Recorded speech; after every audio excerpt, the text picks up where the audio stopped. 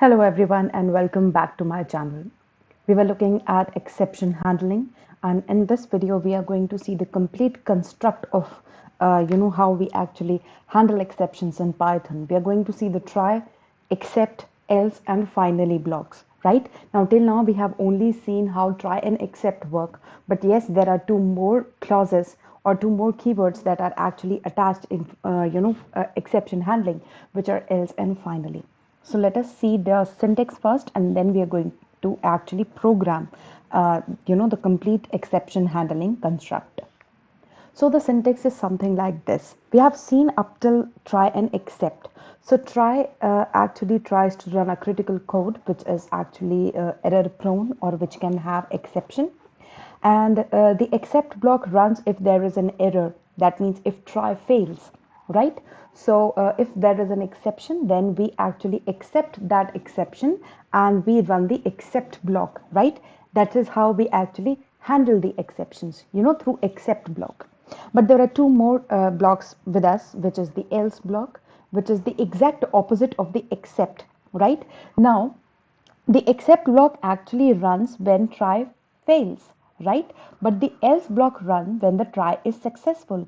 That means it run when there is an exception, and this run when there is no exception, right? So if there is no exception, then we are going to run the else block. So it is something like if and else. Now if there is an exception, then go to the except block so that we can handle the exception, and if there is no exception, then go directly to the else block and run the code which is there in the else block. Now the talking about finally block, it always runs. So it is independent of the occurrence of the exceptions. Whether there is an exception or not, finally always works. Now what is the use of these blocks, right? Now, in order to understand the use of else and finally, we have to program a certain code in Python. Then only we are going to understand the meaning of else and finally in a clear manner. So let us go to our Visual Studio Code. We are going to see the complete construct of try, except, else and finally. So here I will be starting with the try block, and in this I will be entering two numbers, or rather I will be asking the user to enter two numbers. So enter the value of A, and similarly we are going to enter the value of B as well. So input, enter the value of B, right? And here the thing which is going to raise the exception, so this is the instruction. If I enter the B as 0, then this is going to give us 0 division error, and we have seen that several times. Now remember, I am not actually printing the value of C over here, but I will be going straight to the except block, and here I will be writing 0 exception error, and I will be printing a statement which says enter variables correctly, right? So this is something which is going to handle my exception. And now here comes the else block. This is the else block, and this is going to execute when there is no exception, right? So here what I'm going to do is print the value of C, right? And here, all right, we'll go to the finally block afterwards. Let us first examine this one, right? So if I run this code now, you can see that the prompt will ask to enter the value of A. See, here I am entering the value of A as 10 and B as 0. Now this is going to raise 0 division error, we know.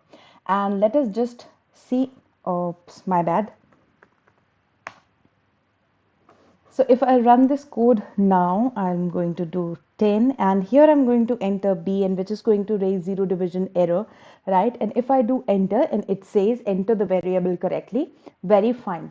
There is an exception, and we went to the except block and it handled it, right? Now if I run this code again, and if I say 10, and I want to divide 10 by 5, let's say, and you can see here 2.0 has been printed, which is the part of the else block, right? So when there is no exception, see, we entered integers correctly, and it is not a zero division error because we have entered the denominator as 5, right? So here, when there is no exception, we went to the else block, right? So that is something very important. Except runs when there is an exception, and else runs when there is not an exception, right? So when there is not an exception, you can actually place the statements that you want to run. If there is no exception, then what you want to do, you can place that particular content in the else block, right? Now coming back to the now finally, now this is another block, and this executes always, right? So here I'm going to write always because it executes always, right? So now if I'm going to run again the complete code in two manners, in one case there should be an exception, and in other there should not.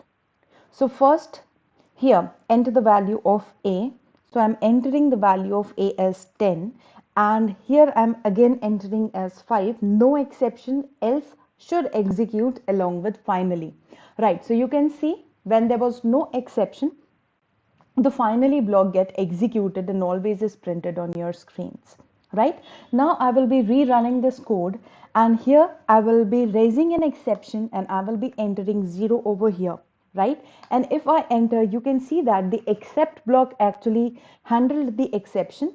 Enter variables correctly is printed, and always is still there, right? So finally executes always, right? So now what is the use of this finally block? Now if suppose I was writing a code of file handling, let's say, right? And in the try block, if I have opened a file, right? Suppose I have here opened a file in read mode, right? And then what I did, I actually try to write, right? So I have opened the file in read mode, right? That means the writing is prohibited, but I tried to write, and that raises an error, right? Now that is an exception because read does not allow us to write anything in the file, right? So there is an exception.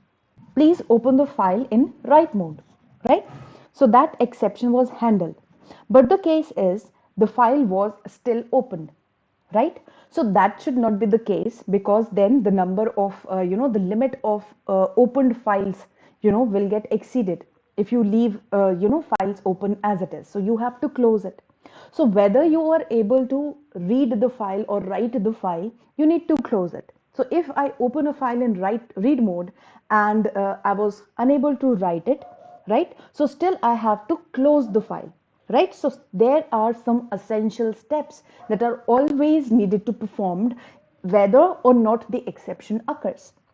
So in that case, the mandatory steps goes into the finally block. So I hope that the working of try, except, else, and finally is now been clear to you all. And that's all for this lecture. And for more such lectures on Python, stay tuned to my channel. Thank you.